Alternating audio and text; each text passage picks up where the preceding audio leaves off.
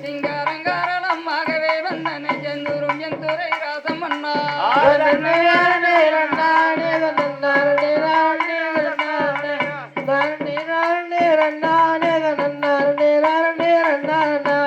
முன்னாளில் செய்த பெரும் பாலியோ நானும் மோதத்தால் செய்ததாவ குறையோ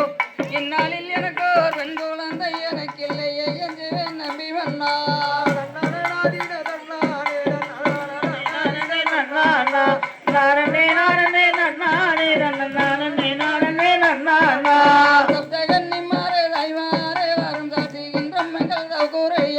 எங்கனம் தன்னில் ஒரு பெண் குழந்தை எனக்கு இல்லையே என்று ராஜமன்னா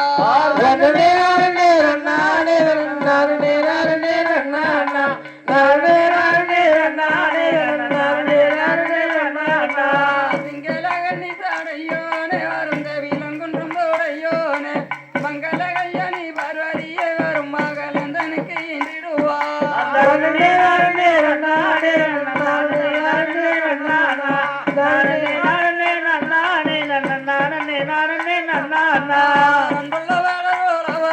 உங்கள் அவள் பாடிக்கொரு பெண் குழந்தை என்பமுடன் நட்டு நாளைக்குள்ளே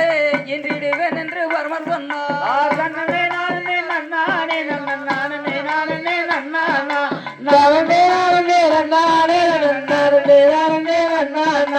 பரமர்வக்கதும் வையானால் அந்த வேடுவராசனும் அந்த பெண்ணு ஐயரி வீரங்கள் சிற்றோதனை என்று கண்டுடனே மிக்க வாழ்ந்திருந்தார்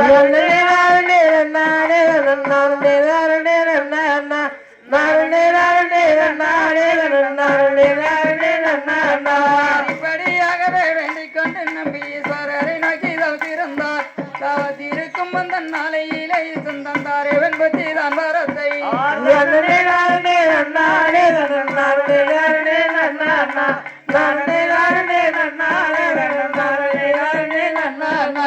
அன்புடனே வரம் பெற்றுக்கொண்டு அங்கு காணதோர் பூரவர் எழுவேறும் இன்பமுடன் நாகரி சென்று அவர் எல்லாவர் கச்சேரி தான் உரைத்தார் நானே